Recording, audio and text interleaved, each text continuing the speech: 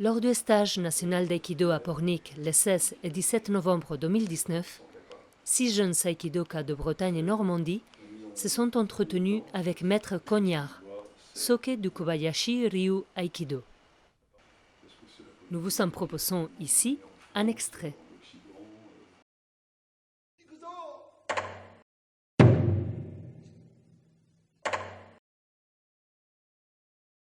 Quel rapport entretenez-vous avec les autres écoles d'aïkido?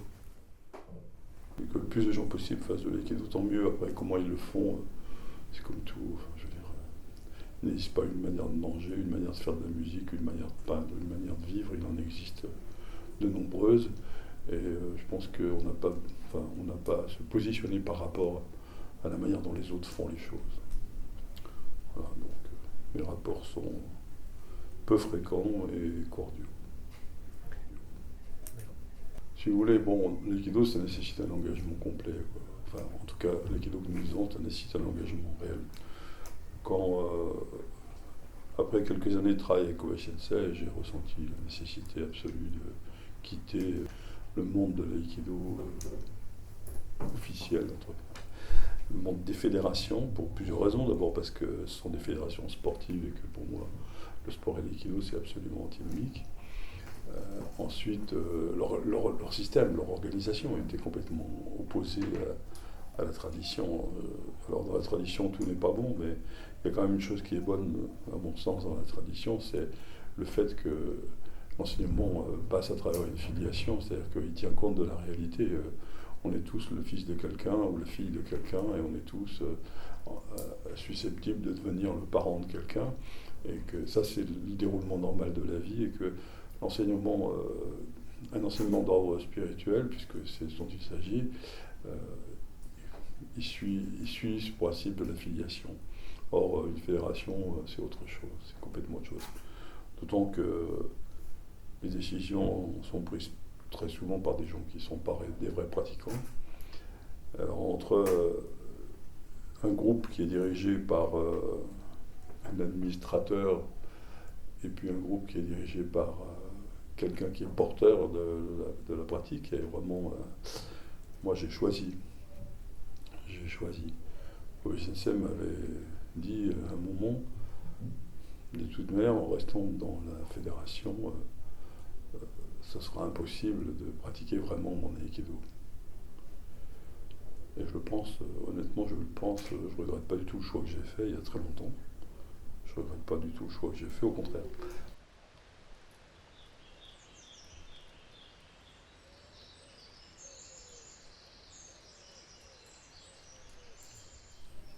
Et avec la DNBK, quel rapport vous entretenez? C'est un peu difficile de répondre à la question parce que c'est pas une autre organisation que la mienne. Je suis dans la DNBK et j'y suis même en tant que cadre responsable, etc. Donc je pense que ce qui importait pour moi dans la DNBK, dans le choix d'en faire partie, c'était le fait qu'elle soit d'abord l'organisation des arts martiaux japonais traditionnels, donc déjà non sportifs. Ensuite, il y a l'histoire, une véritable histoire dans les arts martiaux, et puis elle est liée à la famille impériale, et ça c'est un critère important, non pas parce que je suis royaliste ou je ne sais quoi, mais parce que l'empereur du Japon est un véritable gardien d'une tradition qui, en quelque sorte, nourrit notre pratique, parce que ça nourrit notre réflexion. En particulier, en pratiquant, on se rend compte que le langage le plus important, et celui qui est véritablement le langage universel, c'est le langage symbolique. Si on doit faire passer une règle dans un monde, dans un groupe, dans une société, elle n'est réellement passée que lorsqu'elle est symbolisée, c'est-à-dire lorsqu'elle est devenue une des composantes structurelles de la pensée du sujet, de sa conscience. C'est le niveau symbolique qui est le niveau qui rend compte de la réalité. Au niveau symbolique, il n'y a ni conscient ni inconscient, il n'y a pas de séparation. Donc il n'y a pas de division. Or, le fait que l'empereur du Japon existe encore et qu'il incarne non pas une volonté politique, non pas il n'a pas de positionnement politique. Aujourd'hui, c'est vraiment un symbole. Ça me paraît, ça met en place en quelque sorte un langage dans la société actuelle qui rejoint cette dimension du langage universel, du langage symbolique. Donc de ce point de vue-là, je trouve ça intéressant. Bon, après, j'avais une autre raison qui était que Kobayashi Sensei ne se référait à rien d'autre. C'est-à-dire que Kobayashi Sensei n'était lié à aucune religion. Pour lui, la religion, c'est quelque chose qui est créé par les hommes parce qu'ils en ont besoin. Il était lié à rien d'autre que cette idée de l'empereur comme étant un symbole, comme étant en quelque sorte quelqu'un qui incarne la nation japonaise et à travers cette nation japonaise même quelque chose de plus large, de plus universel, de l'humain. Voilà. Il était lié à ça, donc je ne voyais pas d'autre manière d'exprimer, enfin de rester dans cette loyauté qu'il avait que de me lier avec l'organisation qui, elle, est liée à l'empereur.